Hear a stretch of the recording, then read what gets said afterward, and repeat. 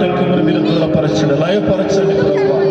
చక్కగా సజావుగా మర్యాదగా అయా మీ నామ మహిమార్థమై ఈ కూడిక జరిపించుకోనమని యేసుక్రీస్తు ప్రభు వారి పుణ్యమైన నామున అడిగి వేడుకొని పొంది నాము తండ్రి. హల్లెలూయా. దయచేసి అందరు కూర్చుందాం. మన మధ్యన ఉన్నటువంటి దైవజనులు కమలాకరయ్య గారు వేదిక మీదకి రావాల్సిందిగా ప్రభు పేరట వారిని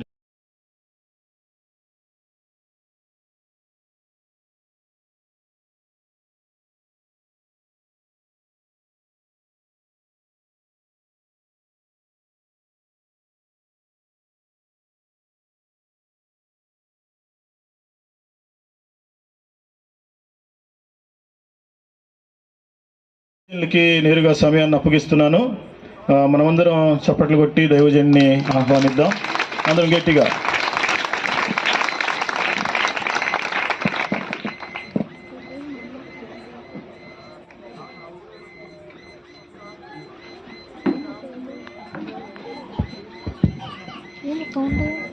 దేవుని పరిశుద్ధ నామానికి స్తోత్రం కలుగునుగాక. ఆమేన్. మంచిది ప్రియులరా, ప్రభు మహాకృపను బట్టి అల్పుడనగు నేను ఈ అద్భుతమైనటువంటి సభలలో పాలు పంపులు పొందటానికి ప్రభు కృప చూపారు, నాకు సమయం ఇచ్చారు. అందును బట్టి నేను ప్రభువుని స్తుతిస్తూ ఉన్నాను. వాక్యపూర్వకమైన విషయాలు మీకు తెలియపరిచే ముందు చిన్న ప్రార్థన చేస్తాను. ప్రభువా మీకు స్తోత్రము. మేమందరము మీ వారము, మీ ప్రజలము. వాక్యముఖంగా మా అందరితో మీరు మాట్లాడండి. అల్పుడనగు నన్ను మీ నోటి బోరగా మీరు వాడుకొనండి. యేసు నామంలో ప్రార్థిస్తున్నాను తండ్రి. ఆమేన్. ప్రతిరోజు కూడా మనం ప్రార్థన చేస్తూ ఉన్నాం. ప్రార్థన చేయని రోజు అంటూ అసలు మన జీవితాల్లో ఉండదు. చిన్న ప్రార్థన, పెద్ద ప్రార్థన, ప్రతిరోజు కూడా ఏదో ఒక సమయంలో మనం ప్రార్థన చేస్తూనే ఉన్నాం. కనీసం ప్రయాణం అయ్యే ముందు చిన్న ప్రార్థన చేసుకుని మనం బయలుదేరుతాం. అందుకనే అంటున్నాను, ప్రతిరోజు ఏదో ఒక సమయంలో మనం దేవుని నామంలో ప్రార్థన చేస్తూనే ఉన్నాం. ప్రార్థన చేసినప్పుడల్లా ఏదో ఒక కోరిక మనం కోరుతూనే ఉన్నాం. ఇంకా చెప్పాలంటే కోరిక కోరకుండా అసలు మనం ప్రార్థన ముగించాం. మనం ఎక్కువగా చేసే ప్రార్థనలు కోరికలతో కూడిన ప్రార్థనలే. ప్రార్థన ప్రారంభించామంటే చాలు, జలగకు ఇమ్ము ఇమ్ము అని ఇద్దరు కూతుళ్ళు కలరు అన్నట్లుగా, ప్రభువా అదివ్వు ఇదివ్వు ఇంకేదైనా ఇవ్వు, ₹1,00,00,000 మూట నా నెత్తి మీద పడి అన్నట్లు ఎప్పుడు కోరికలతో కూడిన ప్రార్థనలే మనం చేస్తూ ఉంటాం. కోరికలతో కూడిన ప్రార్థనలు చేయొద్దు అని నేను చెప్పట్లా, చెయ్యాలి. కోరికలతో కూడిన ప్రార్థనలు చెయ్యాలి, చేయటంలో తప్పేమీ లేదు. ఎందుకంటే దేవుణ్ణి కాకపోతే ఇక ఎవరిని అడుగుతాం మనం? దేవుని వద్ద నుండి కాకపోతే ఇక ఎవరి వద్ద నుండి కోరుకుంటాం మనం? దేవుణ్ణే అడుగుతాం, దేవుని వద్ద నుండే కోరుకుంటాం, దేవుణ్ణే యాచిస్తాం. ఎందుకంటే తన మహిమైశ్వర్యములో నుండి తన ఐశ్వర్యమునకు తగినట్లుగా మనలో ఉన్న ప్రతి ఒక్కరి అవసరతలను తీర్చేది దేవుడే కదా. అందుకని దేవుణ్ణే అడుగుతాం, దేవుని వద్ద నుండే కోరుకుంటాం, దేవుణ్ణే మనం యాచిస్తాం. అందులో తప్పేమీ లేదు. కోరికలతో కూడిన ప్రార్థనలు చేయొద్దు అని నేను చెప్పట్లా, చేయొచ్చు. మనం కోరే కోరిక దేవుని చిత్తానుసారమైనదైతే, మన బ్రతుకులకు ఉపయోగపడేదైతే, మన ఆధ్యాత్మిక జీవితానికి ప్రయోజనకరమైనదైతే ఖచ్చితముగా దేవుడు మనకు అనుగ్రహిస్తారు, లేదంటే అనుగ్రహించరు. అంతే, సింపుల్. కాబట్టి అడగటంలో తప్పేమీ లేదు, దేవుని వద్ద నుండి కోరుకోవటంలో ఎటువంటి తప్పిదం లేదు.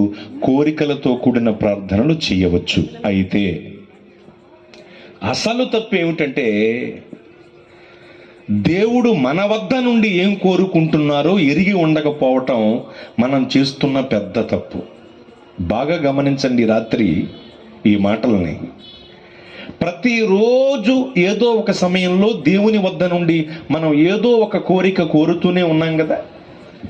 కనీసం ప్రయాణమై బయటికి వెళ్ళేటప్పుడు ప్రభువా సుఖ ప్రయాణమును అనుగ్రహించు, క్షేమాన్ని అనుగ్రహించు అనైనా మనం దేవుణ్ణి అడుగుతున్నాం కదా. దేవుణ్ణి అడగని రోజు మన జీవితాల్లో ఉండదు. దేవుని వద్ద నుండి ఏదో ఒకటి కోరుకోని రోజు అసలు ఉండదు మన జీవితంలో. అయితే ఎప్పుడు చూసినా దేవుని వద్ద నుండి మనం కోరుకోవటమే కాదు, దేవుడు కూడా మన నుండి కొన్ని కోరుకుంటున్నారు అనే విషయం మనం ఎరిగి ఉండాలి. దేవుడు కూడా మన నుండి కొన్ని కోరుకుంటున్నారు అనే స్పృహ లేక ఇంగితం మనకు ఉండాలి. ఎందుకంటే దేవుడు మన నుండి కొన్ని కోరుకుంటున్నారు. ఆయన కోరుకుంటున్నవి మన బ్రతుకులకు ఉపయోగపడేవి, మన ఆధ్యాత్మిక జీవితానికి ప్రయోజనకరమైనవి, మనకు కేవలం మనకే ఉపయోగపడేవి దేవుడు మన నుండి కోరుకుంటున్నారు. ఆయన కోరుకుంటున్న కోరికలో కూడా ఎటువంటి స్వార్థము, ఎటువంటి తప్పిదము లేదు. మనకు ప్రయోజనకరమైనవే మన నుండి దేవుడు కొన్ని కోరుకుంటున్నారు. దేవుడు మన నుండి కోరుకుంటున్నటువంటి వాటిలో ఒకటి సౌందర్యము. నాతో చెప్పండి, ఏమిటి? సౌందర్యమును ఆయన కోరుకుంటున్నారు. దేవుడు మన వద్ద నుండి సౌందర్యాన్ని కోరుకుంటున్నారు. ఈ విషయం బైబిలు గ్రంథములోనే వ్రాయబడి ఉంది. 45వ కీర్తనలో 11వ వాక్యాన్ని మీరు తర్వాత చదువుకోండి. అక్కడ ఈ విధంగా ఉంటుంది: ఈ రాజు నీ ప్రభువు, అతడు నీ సౌందర్యమును కోరినవాడు అని ఉంటుంది. ఎవరు ఈ రాజు, ఎవరు ఈ ప్రభువు అంటే ఈయన ఎవరో కాదు, రాజులకు రాజు, ప్రభువులకు ప్రభువు, భూపతులకు అధిపతి అయిన దేవాది దేవుడే. ఆయన మన నుండి ఏం కోరుకుంటున్నారు అంటే సౌందర్యమును కోరుకుంటున్నారు. వాక్యంలో ఉన్న మాటను బట్టి చెప్తున్నా, సౌందర్యాన్ని కోరుకుంటున్నారు. అయితే దేవుడు మన నుండి కోరుకుంటున్న సౌందర్యం బాహ్య సంబంధమైన సౌందర్యం కాదు. ఒకవేళ దేవుడే గనుక బాహ్య సంబంధమైన సౌందర్యాన్ని మన నుండి కోరుకుంటే మందిరాలకు బదులు ఎక్సర్సైజ్ జిమ్ములు కట్టాల్సి వచ్చేది, సభలకు బదులు బ్యూటీ పార్లర్స్ పెట్టాల్సి వచ్చేది. ఎందుకు? ఒకవేళ దేవుడే గనుక మన నుండి బాహ్య సంబంధమైన సౌందర్యాన్నే గనక కోరుకుంటే మందిరాలతో పని ఉండేది కాదు, సభలతో పని ఉండేది కాదు. అప్పుడంతా బ్యూటీ పార్లర్స్, ఎక్సర్సైజ్ జిమ్లే ఉపయోగపడేవి. అయితే దేవుడు మన నుండి కోరుకుంటున్నది బాహ్య సంబంధమైన సౌందర్యం కాదు. ఎందుకంటే రూపాయిని చూసేది మనం, మనుష్యులం. దేవుడు అలా కాదు.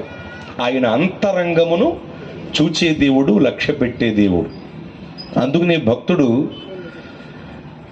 పై వేషం మనిషి చూచును, హృదయాంతరంగం ప్రభు చూచును. నీవే సువార్తగా బ్రతుకుమో సోదరా, నీవే సువార్తగా బ్రతుకుమో సోదరి.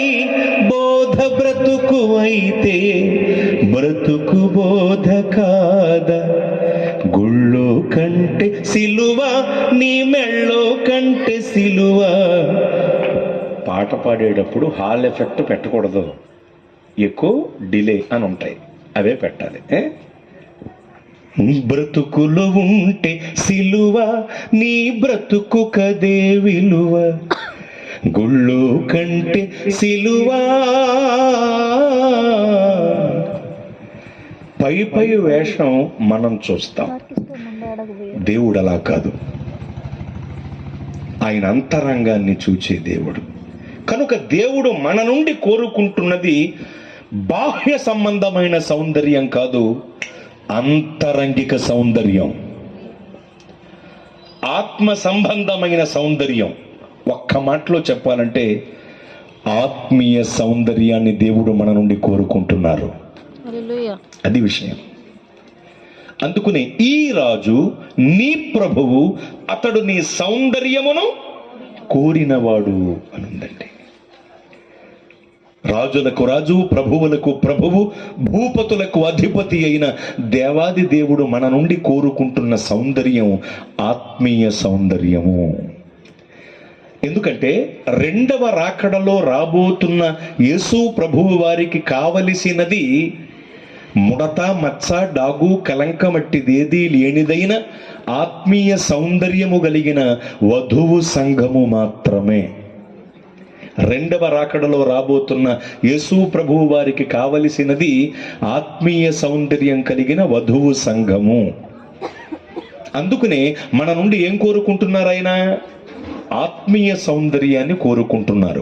అలా ఆయన కోరుకోవటంలో ఎటువంటి తప్పిదం లేదు, ఎటువంటి స్వార్థం లేదండి. ఎందుకంటే మనమందరము ఆత్మీయ సౌందర్యాన్ని పొందటానికి, మనమందరము ఆత్మీయ సౌందర్యవంతులముగా, ఆత్మీయ సౌందర్యవతులముగా తీర్చిదిద్దబడటానికి మన కొరకు ఏమేమి చెయ్యాలో అవన్నీ కూడా ఈ భూలోకానికి వచ్చి ఆయన చేసి వెళ్ళారు. మనకు ఏమేమి ఇవ్వాలో అవన్నీ కూడా ఆయన మనకు అనుగ్రహించారు, అనుగ్రహిస్తూనే ఉన్నారు. ఇంత చేసి ఎన్నో మనకు అనుగ్రహించిన దేవదేవుడు మన నుండి ఆత్మీయ సౌందర్య స్థితిని కోరుకోవటంలో తప్పుందా? చెప్పండి. స్వార్థం ఉందా? లేదు. మనలో మనమాటండి. ఒక్క గాయం పాలైనటువంటి ఆదాము గారికి అందమైనటువంటి భార్య వచ్చిందా లేదా? ఒక్క గాయం పాలైన ఆదాము గారికి అందమైనటువంటి భార్య వచ్చినప్పుడు పంచగాయాల పాలైన కడపటి ఆదామైన యేసు ప్రభువు వారికి ఇంకెంత గొప్ప ఆత్మీయ సౌందర్యము కలిగిన వధువు సంఘము కావాలి, రావాలి? ఆలోచన చేయండి. పంచగాయాలు పొందిన కడపటి ఆదాము కదా యేసు ప్రభువు వారు. ఈయనకి ఇంకెంత గొప్ప ఆత్మీయ సౌందర్యము కలిగిన వధువు సంఘం కావాలి, రావాలి? కోరుకున్న సుందరవతి అయిన స్త్రీని భార్యగా పొందటానికి తన మామ ఇంట 7 ఏండ్లు కొలువు చేశాడు యాకోబు గారు. వచ్చిందా? రాలా. రాహేలు గారికి బదులు లేయా గారు వచ్చింది. సరే ఏదొకట్లే అని సరిపెట్టుకున్నాడా? లేదు. ఇంకొక 7 ఏళ్ళు మరలా పాలేరుతనం చేశాడండి. అలా చూడకండి మన మగ బ్యాచ్. మనకు అలాంటి ఏర్పాట్లు ఏమీ లేవు. ఆ రోజుల్లో మనోడు కుదిరింది. ఆ అజ్ఞాన కాలంలో దేవుడు చూసి చూడకుండా వదిలేశారు. పైగా అప్పుడు బహుభార్య తత్వము అమల్లో ఉంది కాబట్టి కుదిరింది మనోడికి. ఇప్పుడు లేఖనం ఖండితంగా ఆజ్ఞాపిస్తోంది నాకైనా మీకైనా. ఏమనంటే ఏకపత్ని వ్రతులై ఉండుడి. లేఖనం స్పష్టంగా చెబుతోంది. ఆ ఆజ్ఞను మనం మీరకూడదు. అందుకనే పౌలు గారంతటి మహాభక్తుడు తన భార్య చనిపోయినా మళ్ళా పెళ్లి చేసుకోలేదు. ఆయన పౌలు గారికి పెళ్ళయిందా అంటారు కొంతమంది. అయ్యింది. అవ్వకపోతే సన్నిహెడ్రిన్ అనేటువంటి మహాసభలో అతనికి సభ్యత్వం ఉండదు. ఆ యొక్క మహాసభలో సభ్యుడతను. ప్రభువులోకి రాకముందే మహాసభలో సభికుడు. మహాసభలో సభ్యత్వం రావాలంటే అతడు ఖచ్చితంగా వివాహమైన వాడై ఉండాలి. అది రూల్. అది కనుక ఇతనికి మహాసభలో సభ్యత్వం ఉంది కనుక వివాహమైంది అనే పండితులు కూడా ఒప్పుకుంటున్న విషయం. మరి ఏం జరిగింది అంటే ఏదో ఒక కారణం చేత భార్యా వియోగం కలిగింది. అతనికి చనిపోయింది ఆవిడ. మరలా వివాహం చేసుకోకుండా అలాగే సేవలో ఉండిపోయాడు. చాలా గొప్ప విషయం. కనుక ఏకపత్ని వ్రతులై ఉండుడి లేఖనం చెబుతున్న మాట చాలా జాగ్రత్తగా గుర్తుంచుకోండి. ఆ రోజుల్లో అతనికి కుదిరింది. ఇప్పుడు ఏకపత్ని వృత్తులై ఉండాలి. అవసరమైతే మీరు బళ్ళు మార్చండి, బట్టలు మార్చండి, కార్లు మార్చండి, ఫోన్లు మార్చండి. దయచేసి ఇంకేమీ మార్చకండి. చాలా ప్రమాదం అది. కనుక ఆ రోజుల్లో యాకోబు గారికి కుదిరింది కనుక ఇంకొక 7 సంవత్సరాలు మరలా పాలేరుతనం చేశాడు. 7 వెరసి ఎంత? 14 ఏళ్ళు. 14 ఏళ్ళు అంటే లైఫ్ అంటారు. మర్డర్ చేసినోడు కూడా బయటకు వచ్చేయచ్చు. అంటే మనోడు వైఫ్ కోసం లైఫ్ ఖర్చు పెట్టాడు జీవితంలో. 14 ఏళ్ళు పాలేరుతనం చేశాడు. అయితే నేనంటాను, యాకోబు గారు అనుభవించిన 14 ఏండ్ల పాలేరుతనపు శ్రమ యేసు ప్రభు వారు మన కొరకు భరించిన శిలువ శ్రమల ముందు ఏ మూలకి రావు, దిగదుడుపే. యాకోబు గారి కంటే ఎక్కువ శ్రమనొందిన దేవుడు, ఆదాము గారి కంటే ఎక్కువ గాయములు పొందిన దేవుడు మన ప్రభువైన యేసు క్రీస్తు వారు. మరి ఈయనకి ఇంకెంత గొప్ప ఆత్మీయ సౌందర్యము కలిగిన వధువు సంఘము కావాలి, రావాలి? ఆలోచన చేయండి. ఏమండి, ఏమీ బోగోనులకి ఎన్నో కోరికలు ఉంటాయి కదా పెళ్ళనేసరికి, అవునా? పెళ్ళిడు వచ్చింది కుర్రాడికి, తల్లిదండ్రులు అడుగుతారు, ఒరే నీకు పెళ్ళిడు వచ్చిందిరా, పెళ్లి చేద్దాం అనుకుంటున్నాం, పిల్లలు ఉండాలో చెప్పరా అంటారు. ఇక్కడ చెప్పడం మొదలు పెడతాడు. సన్నగా ఉండాలి, నాజుగ్గా ఉండాలి, ఎర్రగా ఉండాలి, ఎత్తు నాకు సరిపోవాలి, జుట్టు పొడుగ్గా ఉండాలి, బాగా చదువుకుని ఉండాలి. ఇన్ని ఉండాలంటే ముందు నీకు మొహం ఉండాలి. ఒరే నువ్వు పగలే కనపడవు కదరా, నువ్వు నీ మొహం చూపెట్టే కదరా పిల్లలకి అన్నం పెడుతున్నారు ఊళ్ళో. నీ ఫోటో చూపెడితే జడుసుకుని భోంజే చేస్తున్నారు పిల్లలు. కొరియా కోతిలాగా, చంబల్లోళ్ళు బందిపోట్లాగా, కరెంట్ షాక్ కొట్టిన కాకిలాగా, వడదెబ్బ తగిన ఉడతలాగా, గొర్రగేదుల్లో గూనిగేదులాగా, దొడల్లో దొనపోతులాగా ఉంటావు. ఒరే టిప్పర్ లారీ వెనకాల బేతాళ్ళు బొమ్మగాడి మొహం నీది. నీకిన్ని కోరికలు పెళ్ళనేసరికి. ఏమీ బాగోని మన మానవ ముఖాలకి ఇన్ని కోరికలుంటే, దేవుని స్వరూపాన్ని కోల్పోయిన మన మానవ ముఖాలకి ఇన్ని కోరికలుంటే, యేసయ్య ఎలాంటి వాడండి? ఎంతో సుందరుడు కదండి, ఎంతో సుందరుడు కదండి. ఎంతో సుందరుడమ్మ తాను, ఎంతో సుందరుడమ్మ తాను, నేనెంతో మురిసిపోయాను. ఎంతో సుందరుడమ్మ తాను, ధవళవర్ణుడు రత్న వర్ణుండు నా ప్రియుడు, అవని 10,000 అతి శ్రేష్ఠుడా తండు. ధవళవర్ణుడు రత్న వర్ణుండు నా ప్రియుడు, అవని 10,000 అతి శ్రేష్ఠుడా తండు. ఎవరు ఆయన కిలలో సమరూప పురుషుండు, ఎవరు ఆయన కిలలో సమరూప పురుషుండు, అవలీలగా అతని గుర్తింపగలనమ్మ, అవలీలగా అతని గుర్తింపగలనమ్మ. ఎంతో తానెంతో అతడెంతో సుందరుడమ్మ తాను, నేనెంతో మురిసిపోయాను. ఎంతో సుందరుడమ్మ తాను. ఎంతో సుందరుడండి యేసు ప్రభువు వారు. యేసు ప్రభువు వారి యొక్క విశ్వరూపము నీవు చూడాలంటే ప్రకటన గ్రంథం చదవాలి. యేసు ప్రభువు వారి యొక్క సుందర స్వరూపాన్ని చూడాలంటే పరమగీతముల గ్రంథం చదవాలి. ప్రకటన గ్రంథములో ఆయన విశ్వరూపం ఉంటుంది, పరమగీతముల గ్రంథంలో ఆయన సుందర స్వరూపం ఉంటుంది. ఆయన సుందరత్వాన్ని గురించి ఒక గ్రంథమే వ్రాయబడింది. మరి మనమెంత సుందరాంగులం అని మనకెన్ని కోరికలు ఉంటాయి? రోజు ఆముదంతో అట్లేసుకు తినే మొహం నీది. 100 కుక్కలు దాడి చేసి మొక్కలు పీకేసిన మొహాలు వేసుకున్న మన మానవ ముఖాలకే పెళ్ళనేసరికి ఇన్ని కోరికలుంటే, ఎంతో సుందరుడై ఉండి కేవలం మన కొరకు అనగా మానవ జాతి కొరకు సురూపమైనను సొగసైనను లేనివాడిగా అయిపోయిన యేసు ప్రభువు వారు మన నుండి ఆత్మీయ సౌందర్య స్థితిని కోరుకోవటంలో తప్పుందా? స్వార్థముందా? లేదు. తన రూపుని కోల్పోయిన మన కొరకు మన రూపంలో భూలోకానికి వచ్చి మనల్ని తన రూపంలోనికి మార్చుకోవటానికి స్వరూపమైనను సొగసైనను లేనివాడిగా అయిపోయారు కదా యేసు ప్రభువు వారు.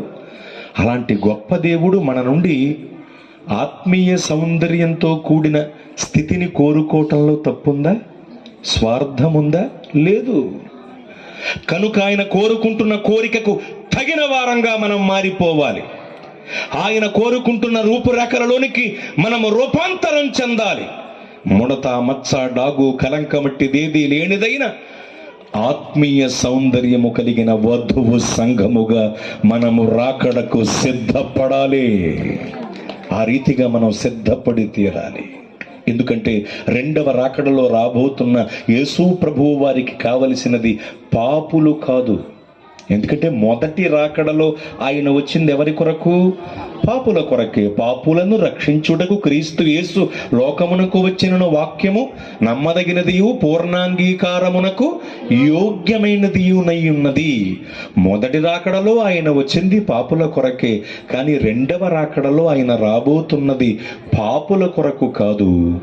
ముడత, మచ్చ, డాగు, కలంకమట్టిదేదీ లేనిదైన ఆత్మీయ సౌందర్యము కలిగిన వధువు సంఘము కొరకు రాబోతున్నారు ఆయన. స్తోత్ర. కనుక ఆయన కోరుకుంటున్నట్లుగా మనం ఆత్మీయ సౌందర్యాన్ని పొందాలి. మనమందరము ఆత్మీయ సౌందర్యవతులముగా తీర్చిదిద్దబడాలి. ప్రభువు కోరుకుంటున్న రూపురేఖల్లోనికి మనం రూపాంతరము చెందాలి. ముడత, మచ్చ, డాగు, కలంకమట్టిదేదీ లేనిదైన ఆత్మీయ సౌందర్యము కలిగిన వధువు సంఘముగా మనమందరము రాకడకు సిద్ధపడాలి. స్తోత్ర. ఇక్కడ దాకా మీకు అర్థమైంది కదా? దేవుడు మన నుండి ఏం కోరుకుంటున్నారు అంటే సౌందర్యమును కోరుకుంటున్నారు. దేవుడు మన నుండి కోరుకుంటున్న సౌందర్యం ఏ సౌందర్యం? ఆత్మీయ సౌందర్యం. అంటే ఇప్పుడు మనం ఏం పొందాలి? ఆత్మీయ సౌందర్యాన్ని పొందాలి. మనం ఎలా సిద్ధపడాలి రాకడకి? ఆత్మీయ సౌందర్యం కలిగిన వాళ్ళంగా రాకడకు సిద్ధపడాలి. ఇక్కడ దాకా మీకు అర్థమైంది కదా? రైట్. ఇక్కడ ఇంకాస్త ముందుకి అంశంలో లోతుకు వెళ్ళవలసిన అవసరం ఉంది. మనం ఆత్మీయ సౌందర్యాన్ని దేవుడు మన నుండి కోరుకుంటున్నారు. ఖచ్చితంగా మనం ఆత్మీయ సౌందర్యం కలిగిన వధువు సంఘముగా రాకడకు సిద్ధపడి తీరాలి. అయితే ఆత్మీయ సౌందర్యం అంటే ఏమిటి? ఇది కూడా మీకు తెలియాలి. ఆత్మీయ సౌందర్యం అనగా పరిశుద్ధత. బాగా వినండి. ఆత్మీయ సౌందర్యం అనగా పరిశుద్ధత. పరిశుద్ధత అంటే ఆత్మీయ సౌందర్యం. ఆత్మీయ సౌందర్యము అంటే అర్థం పరిశుద్ధత. పరిశుద్ధతే ఆత్మీయ సౌందర్యం అండి. అర్థమవుతుందా? ఆత్మీయ సౌందర్యం అంటే కళ్ళక రంగు, పళ్ళక రంగు, వేళ్లక రంగు, గోళ్లక రంగు, ఊసై ఉమ్ముహు రంగు, కిళీలు వేస్తారు కదా కొంతమంది. అలా ఏసుకు తిరిగితే వచ్చేది కాదది. ఆత్మీయ సౌందర్యము అంటే అర్థం పరిశుద్ధత. పరిశుద్ధత. అందుకనే ప్రభు ముందే చెప్పారు ఏమని? నేను పరిశుద్ధుడను గనుక మీరును పరిశుద్ధులై ఉండుడి అని పాత నిబంధనలో చెప్పారు. ఆ విషయాన్ని క్రొత్త నిబంధనలో కూడా పరిశుద్ధాత్మ దేవుడు వ్రాయించారు. ఎందుకు పాత క్రొత్త నిబంధనలలో కూడా ఈ విషయాన్ని దేవుడు తెలియచేశారు అంటే అంత ప్రాముఖ్యమైన విషయం కనుక ఆయన పరిశుద్ధుడు గనుక మనం కూడా ఎలా ఉండాలి? పరిశుద్ధులమై ఉండాలి. మర్చిపోకండి ఈ విషయాన్ని. ఎందుకంటే పరిశుద్ధత లేకపోతే పరలోకానికి చేరలేం. భూమండలము, ఆకాశ మండలము, వాయుమండలము, చంద్రమండలము, సూర్యమండలము, నక్షత్ర మండలము అనేటువంటి 6 మండలాలకు పైన ఉన్న 7వ మండలం పరమండలం, పరలోకం. ఈ పరలోకానికి మనం చేరాలి అంటే ఖచ్చితముగా పరిశుద్ధులమై ఉండాలి. ఎందుకంటే పరిశుద్ధులం కాకుండా, పరిశుద్ధత లేకుండా పరలోకమునకు చేరలేం. ప్రభువు యొక్క ముఖ దర్శనాన్ని నిత్యము చూడలేం. నిత్యము ప్రభువు యొక్క ముఖ దర్శనాన్ని చూడాలన్నా, పరలోకమునకు చేరాలన్నా మనం కలిగి ఉండవలసిన ఏకైక అర్హత పరిశుద్ధత. ఈ విషయాన్ని మర్చిపోకండి. పరిశుద్ధత అనేటువంటి అర్హతను మనం కలిగి ఉండాలి. ఎందుకంటే ప్రభువే చెప్పారు, నేను పరిశుద్ధుడను గనుక మీరును పరిశుద్ధులై ఉండండి. ఇక్కడ మీకు బాగా అర్థం కావలసిన ఒక విషయం ఉందండి. అదేమిటంటే మనము ఆరాధిస్తున్న దేవుడు పరిశుద్ధుడు. చెప్పండి, ఎవరైనా పరిశుద్ధుడు, మచ్చలేని మహనీయుడు, పాపులలో చేరక ప్రత్యేకముగా ఉన్న పరిపూర్ణ పరిశుద్ధ దేవుడు, 10,000 మందిలో పోల్చదగిన అతికాంక్షణీయుడు, ప్రసంగి గ్రంథం ప్రకారం 1000 మందిలో ఒక్కడిగా ప్రత్యేకముగా కనిపిస్తున్న పరిశుద్ధ దేవుడు మన ప్రభువైన యేసుక్రీస్తు వారు. స్తోత్ర. పరిపూర్ణ పరిశుద్ధుడు ఆయన. అందుకనే బైబిల్లో అగ్నికి పోల్చబడ్డారండి మన దేవుడు. మన దేవుడు ఏలయనగా మన దేవుడు దహించు అగ్ని అయ్యున్నాడు అని. అంటే దేవుని కంటే అగ్ని గొప్పదా? కాదు. దేవుని కంటే ఏది గొప్పది కాదు. ఈ సృష్టిలో కానీ, ఈ ప్రపంచములలో కానీ, పరలోకంలో కానీ దేవుని కంటే ఏది గొప్పది కాదు. మరి ఎందుకు దహించు అగ్ని ఉన్నాడని అగ్నికి పోల్చబడ్డారు దేవుడు అంటే మనకు అర్థం కావటానికి. ఎందుకంటే పరలోక దేవదేవుణ్ణి అర్థం చేసుకునేంత పరిపూర్ణ జ్ఞానం కలిగిన వాళ్ళం మనం కానే కాము.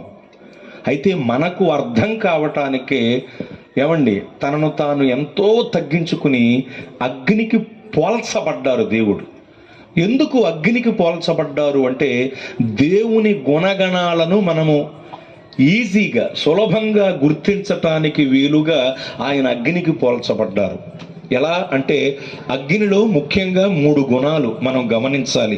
ముఖ్యంగా 1, అగ్నిలో మలినం ఉండదు. 2, అగ్నికి ఎవరు మలినం అంటించలేరు. 3, అగ్ని మలినములను దహించి బుగ్గి చేసి లేకుండా చేస్తుంది. అవునా? ఈ లక్షణాలు ఎందుకు అగ్నిలో దేవుడు ఉంచాడు? ఎందుకు అగ్నికి ఆయన పోల్చబడ్డారు అంటే ఆయన యొక్క మహోన్నతమైన దైవ లక్షణాలు మనం అర్థం చేసుకోవటానికే. అగ్నిలో మలినం ఉండదు.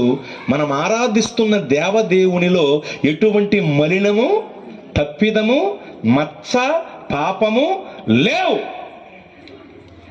ఆయన అంటారు, నాలో పాపం ఉన్నదని మీలో ఎవరైనా స్థాపించగలరా, నిరూపిస్తారా అని ప్రభు అడిగితే సవాల్తో కూడిన ప్రశ్నకు జవాబు చెప్పలేక వెళ్ళిపోయారు వచ్చిన వాళ్ళు. అంత గొప్ప పరిశుద్ధ దేవుడు ఆయన. అలాగే అగ్నికి ఎవరు మలినం అంటించలేరు.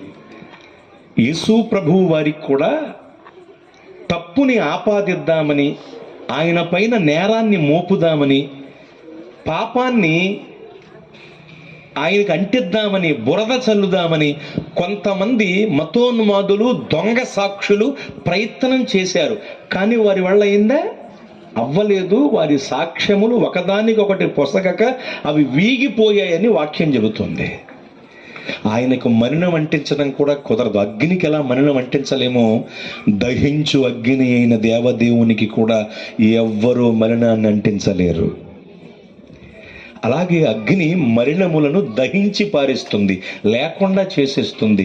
అలాగే ప్రభువైన యేసుక్రీస్తు వారు మనలో ఉన్న పాపపు పంకిలాన్ని, మాలిన్యాన్ని లేకుండా తీసేస్తారు, లేకుండా చేసేస్తారు. దేవునికి మహిమ కలుగునుగాక. అంత గొప్ప పరిశుద్ధ దేవుడు, అగ్ని వంటి పరిశుద్ధుడైన, అగ్నికి మించిన పరిశుద్ధుడైన. అర్థమైందా? అందుకని అగ్నికి పోల్చబడ్డారు. ప్రకటన గ్రంథంలోనికి వెళితే ఆయన కన్నులు అగ్నిజ్వాలమయము, అగ్నిజ్వాలామయము, అగ్నిజ్వాలల వంటి కన్నులట ఆయనవి. తీర్మానపూర్వకముగా ముందుకు వచ్చిన బిడ్డలు ఉన్నారు. వీరి తీర్మానాల్ని మీరు స్థిరపరచండి, వీరిని బలపరచండి. తీర్మానములు జీవితంలో జీవించే కృప బిడ్డలపై కుమ్మరించండి. బాప్తిస్మం పొందిన మొదలుకొని నిశ్చయముగా మీ సన్నిధిని వీరికి తోడుగా ఉంచండి. ఈ సభలకు ప్రతిఫలముగా సంఘములు నూతనాత్మలు చేర్చబడును గాక, సేవ విస్తరించును గాక, పరిచర్య ప్రభలను గాక, ప్రతి వ్యతిరేకత బాధపేతమగును గాక. యేసు ఘననామంలో ఈ మనవులన్నీ అడిగి జవాబు పొంది ఉన్నాము. ఆమేన్. ఇక మీరు జాగు చేయకుండా మీ దైవజనులను కలవండి, మీ తీర్మానాలను తెలియపరిచి మీరు త్వరితగతినే బాప్తిస్మం పొందండి.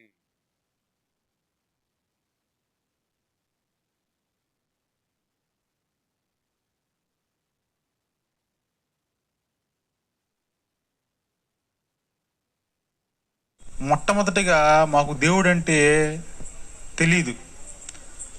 మా తల్లిదండ్రులు ఫస్ట్ దగ్గర నుంచి క్రైస్తవులే, కానీ నా పరంగా ఇంకా మా సంఘస్థులు ఉన్నారు, వాళ్ళకి దేవుడు అంటే ఏంటో తెలియదు.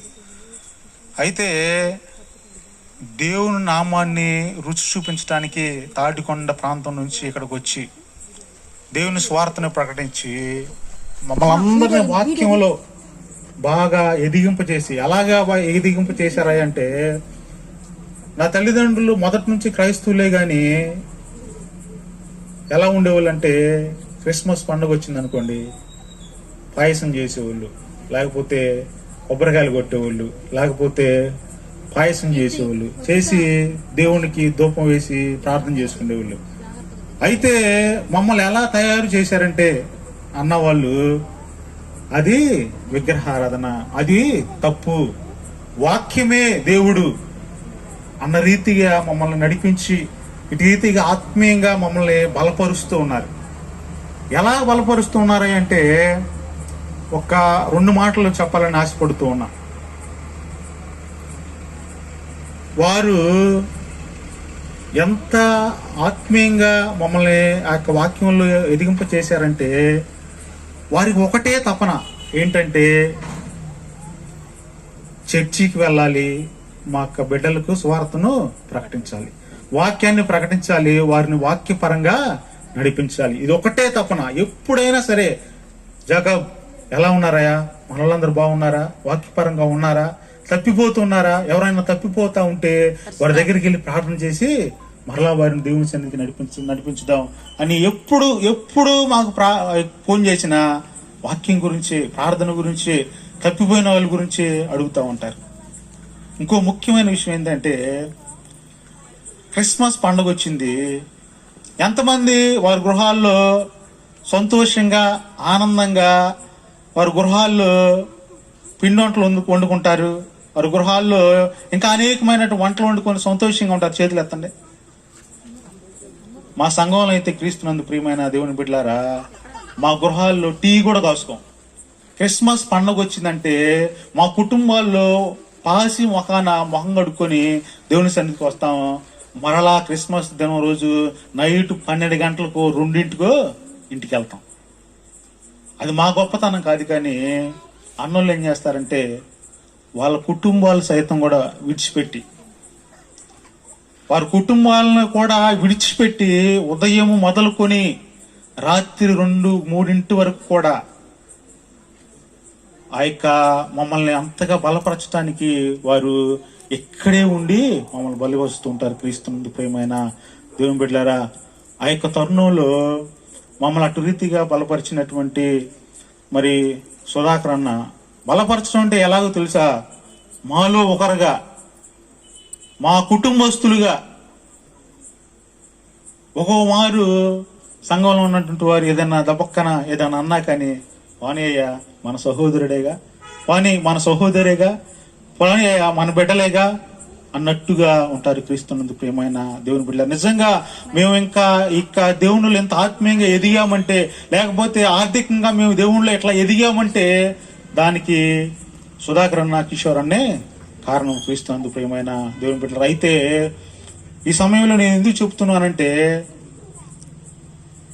మేము అనుకోలేదు సుధాకర్ అన్న మా మధ్య ఉండకుండా వెళ్ళిపోతారని. మేము ఊహించలా. దేవునికి ప్రార్థన చేశాం, పదే గోజాడాము. అయితే దేవుని తలంపులు వేరు, మా తలంపులు వేరు కాబట్టి, దేవుని ఉద్దేశాలు వేరు, మా ఉద్దేశాలు వేరు కాబట్టి దేవుడు సుధాకర్ అన్నను ఆయన దగ్గరికి చేర్చుకున్నాడు. అయితే సుధాకర్ అన్నకి కృతజ్ఞత పూర్వకంగా ఆయన మమ్మల్ని నడిపించాడు, మమ్మల్ని గద్దించాడు, మమ్మల్ని దేవుళ్ళలోకి నడిపించాడు. ఆయన మమ్మల్ని ఒక వాక్యానుసారంగా జీవింపజేశాడు. అయితే మేము ఆయన ఏమి కృతజ్ఞత పూర్వకంగా ఏమీ చేసుకోలేకపోయాం. క్రీస్తునందు ప్రియమైన దేవుని బిడ్డలారా, అయితే మేమందరం ఆలోచించుకున్నాం, ఇంతగా దేవుని పరిచర్యలో మమ్మల్ని ఎదిగింప చేసినటువంటి బిడ్డలు ఉన్నారు, వారికి కృతజ్ఞతలు తెలియచేసుకోవాలని మేము ఆశపడ్డాం. క్రీస్తునందు ప్రియమైన దేవుని బిడ్డారా, మొట్టమొదటిగా సుధాకర్ అన్న కుటుంబస్తులకు ఒక చిన్న సన్మానం చేయాలని ఆశపడ్డాం. అదేవిధంగా మమ్మల్ని అంటే ఎంతమందో పెద్ద అయ్యగారులు, పాస్టర్ గారులు ఉండుండొచ్చు, కానీ మేము ఎంతగా అభివృద్ధి పొందామంటే, దేవుని కృపలో వర్ధిల్లామంటే, ఎలా వర్ధిల్లామంటే మేమందరం ఒకే కుటుంబంగా ఉంటాం, ఒకే మాట మీద ఉంటాం. మాలో ఎలాంటి ఇవి ఉండవు, అనైక్యతలు ఉండవు, ఒకే మాట మీద ఉండి ఉంటాం. అన్న ఏదన్నా కావాలన్నా అయ్యా ఏం చేద్దామని మమ్మల్ని అందరినీ అడుగుతాడు. మా కుటుంబాల్లో బిడ్డలకి పేరు పెట్టాలన్నా అది అన్నోళ్ళే, లేదా బిడ్డలను చదివించాలన్నా అన్నోళ్ళే. మొట్టమొదటిగా వారు ఉండాలి మా కుటుంబాల్లో. ఎందుకంటే అటు రీతిగా మమ్మల్ని దేవుళ్ళు వర్ధిల్లింప చేశాడు. క్రీస్తునందు ప్రియమైన దేవుని బిడ్డారా, అటు రీతిగా దేవునికి మహిమకరంగా మమ్మల్ని ఎదిగింప చేసినటువంటి మరి సుధాకర్ అన్న ఫ్యామిలీకి, అదేవిధంగా కిషోర్ అన్నకి కూడా వందనాలు తెలియజేస్తున్నాను. చిన్న సత్కారం చేయాలని ఆశపడుతున్నాం. దయతో సుధాకర్ అన్న, కిషోర్ అన్నకి ఇవన్నీ నచ్చు అన్న, మమ్మల్ని క్షమించండి అన్న. దయతో జీవన్ అన్న రావాల్సిందిగా కోరుకుంటున్నా. సంఘ పెద్దలైనటువంటి మోషే గారు, అదేవిధంగా రెడ్డి గారు, అదేవిధంగా రోసి గారు సంఘ పెద్దలైన రావాల్సిందిగా కోరుచున్నాం. మేస్త్రి గారు, తిమోతి గారు తొందరగా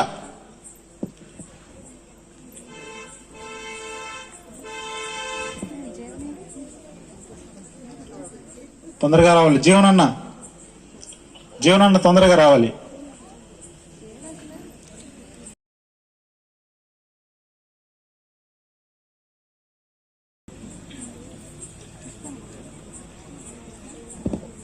ఈ సమయంలో ఒకసారి జీవనం కుటుంబ సభ్యులు మరి సుధాకర్ మనవడు కూడా వస్తే త్వరగా ముగిచ్చేసేద్దాం ఈ కార్యక్రమాన్ని. మరి అంతేకాకుండా సుధాకర్ కుటుంబం తరపున, జీవన్ తరపున మరి ఎప్పటికి కూడా ఈ సంఘం మన మందడం గ్రామస్థ అంటే మన సంఘం తరపున మందడం బ్యాప్టిస్ట్ సంఘం కానీ మరి అంత సంఘస్థులు కానీ ఇక్కడ మందడం నుంచి వచ్చేసిన వారందరి తరపున నేను చెప్పేది ఏంటంటే, సుధాకర్ అన్న విడిచి వెళ్ళిన పని, ఇక్కడ ఏ పని అయితే విడిచిపెట్టి వెళ్ళాడో ఆ పనిని కంటిన్యూ చేయడానికి కుటుంబం కానీ, మందడం సుధాకర్ కుటుంబం కానీ, మందడం సంఘం కానీ, మరి బంధువులు కానీ అందరూ కూడా సహాయ సహకారాలు అందిస్తారని నేను గట్టిగా విశ్వసిస్తున్నాను. వారి తరఫున నేను చెప్పడం జరుగుతూ ఉంది ఈ సమయంలో. మరి అంతేకాకుండా మరి నేను కూడా అనేక సార్లు మరి మేమందరం కూడా కలిసి మొట్టమొదటి నుంచి కూడా కిషోర్, నేను, సుధాకర్ అన్న అందరం కలిసి సంఘానికి రెగ్యులర్గా ఉండేవాళ్ళం. నేను కొంతకాలం మధ్యలో నేను రాలేకపోయాను కొన్ని సంవత్సరాల తర్వాత. మరి అయినా కానీ మరి సుధాకర్ నేను లేడు కాబట్టి నేను మరి ఇప్పటి నుంచి దరిదాపుగా నాకు చేతనైనంత వరకు కూడా నేను ఈ యొక్క మనం ముఖ్యంగా మరి కూటాలు ఎప్పుడన్నా, కనీసం కూటాలు క్రిస్మస్ కార్యక్రమాలు ఎప్పుడన్నా రావడానికి ప్రయత్నం చేస్తూ మరి నా సహాయ సహకారాలు కూడా అందించడానికి నేను కూడా ముందుంటానని చెప్పేసి ఈ సమయంలో తెలియపరచు. మరి ఈ చిన్న కార్యక్రమాన్ని సుధాకర్ మనవుడు వస్తే కనీసం ముగిచ్చేద్దాం. రామన్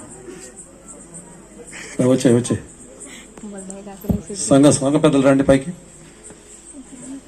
జాకబ్ ఎవరైతే ఇప్పుడు పిలిచారో వారు పైకి రావాల్సింది కోరుతున్నాం. తర్వాత ఆశీర్వాదంతో ఈ యొక్క కోటిక ముగించబడుతుంది.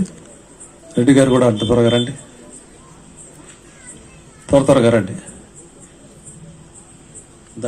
ముందుకు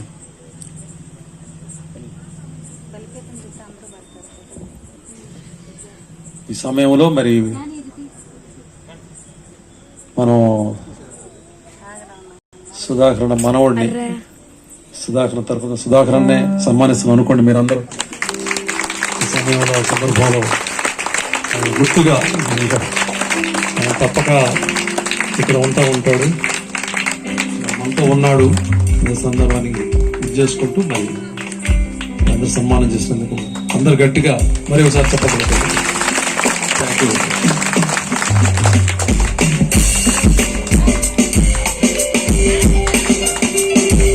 ఈ సందర్భంలో మరి ఒక వ్యక్తి అసలు ప్రధాన సూత్రధారి, ప్రధాన ఫౌండర్, అసలు ఎంత ప్రభుత్వ ఉద్యోగం చేసి కూడా మరి ఆ ఉద్యోగం చేసుకుంటూ కూడా దేవుని సేవలో ముందున్నటువంటి బ్రదర్ జి కిషోర్, రాజ్ కిషోర్, పుట్టి కిషోర్ కాదు, రాజ్ కిషోర్, ఆయన కూడా కొంచెం ముందుకు రావాలి కదా.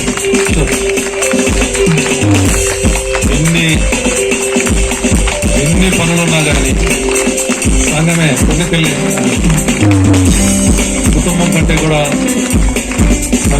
ముఖ్యం. ఉద్యోగం కంటే కూడా సంఘం ముఖ్యం, దేవుని సేవ ముఖ్యము అని మరి అహర్నిశలు శ్రమిస్తూ ఇటువంటి కిషోర్కి మరి ఒకసారి గట్టిగా సంఘం.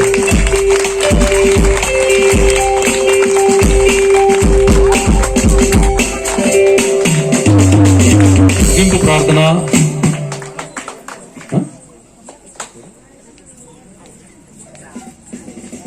మరి ఈ సమయంలో మరి ఒక అసలు వీరికి కిషోర్కి మార్గదర్శి లేకపోతే ఆధ్యాత్మిక గురువు గారు మరి రెవరెండ్ డి కమలాకర్ గారు, మరి సీనియర్స్ బ్యాప్టిస్ట్ సంఘ కాపరి మందడం, వారికి ఈ సమయంలో సన్మానం చేయాలని చెప్పేసి సంఘం కోరుకుంటుంది. మరి లేదు సీనియర్ మోస్ట్ సంఘ కాపరి బ్యాప్టిస్ట్ సంఘంలో కమలాకర్ తాతగారికి తెలియడం లేదు. ముఖ్యంగా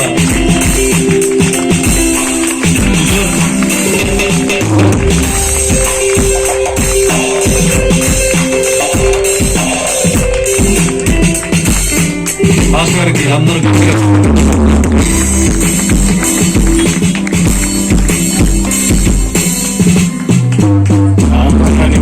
చేసిన అందరికీ ప్రభు పేరిట వందనాలు తెలియజేస్తున్నాను. వాస్తవానికి ఈ ప్రోగ్రాం ఉందని నాకు తెలియదు. వేదిక పక్కన ఉన్నటువంటి దైవజనులందరికీ కూడా ప్రత్యేకమైన వందనాలు తెలియజేస్తున్నాను. అదేవిధంగా మందడం నుంచి వచ్చిన ప్రతి ఒక్క బిడ్డకి ప్రభు పేరిట వందనాలు తెలియజేస్తున్నాను. తాడిగుడి నుంచి కూడా చాలా మంది వచ్చారు, అందరికి కూడా వందనాలు తెలియజేస్తున్నాను.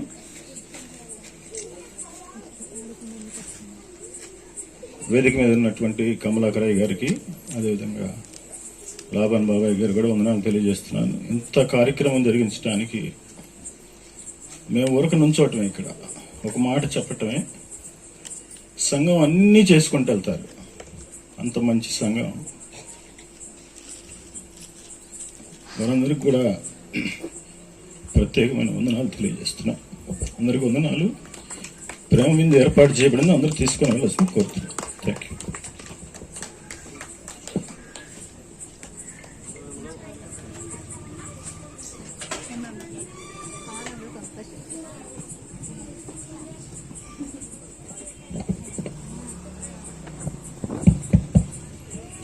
అందరం లేచి నిలబడదాం.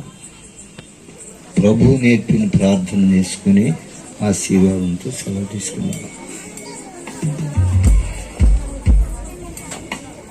పరలోకమందున్న మా తండ్రి, నీ నామం పరిశుద్ధపరచబడును గాక, నీ రాజ్యం వచ్చును గాక, నీ చిత్తం పరలోకమందు నెరవేర్చున్నట్లు భూమి అందును నెరవేరును గాక. మా అనుదిన ఆహారం నేడు మాకు దయచేయండి. మా అపరాధం చేసిన వారిని మేము క్షమించిన ప్రకారం మా అపరాధం క్షమించండి. మమ్మల్ని శోధనలోనికి తెక్కి నుండి తప్పించండి. ఎందుకనగా రాజ్యము, బలము, మహిమ నిరంతరం నీవై ఉన్నవి తండ్రి. ఆమేన్. మన తండ్రి అయిన దేవుని ప్రేమ, కుమారుడైన యేసుక్రీస్తు కృప, ఆదరణకర్త అయిన పరిశుద్ధాత్మని అన్యోన్య సహవాసం చేరి ఉన్న మన అందరికీ బాప్తిస్మం పొందడానికి తీర్మానం చేసుకున్న బిడ్డలకును, ఈ మంచి కూడికల ద్వారా దేవుని రాజ్యం కొరకు, రాకడ కొరకు సిద్ధపడుతూ ఉన్న బిడ్డలందరికీ ఈ కూడికలు ఏర్పాటు చేయడానికి సహాయం చేసిన, సహకరించిన ప్రతి ఒక్కరికి మీరు మిక్కిలిగా ఈ సంఘ అభివృద్ధిలో భాగస్వాములుగా ఉంటూ దీని కొరకు ప్రయాసపడిన కీర్తిశేషులు సుధాకర్ గారి కుటుంబానికి, అలానే డేవిడ్ రాజ్ కిషోర్ కుటుంబానికి, మీరు మిక్కిలిగా స్థానిక సంఘ కాపరి అజ్రా పాస్టర్ గారికి దేవుని కరుణ హస్తం సదా తోడయుండి నడిపించును గాక. ఆమేన్. అందరికి వందనాలు.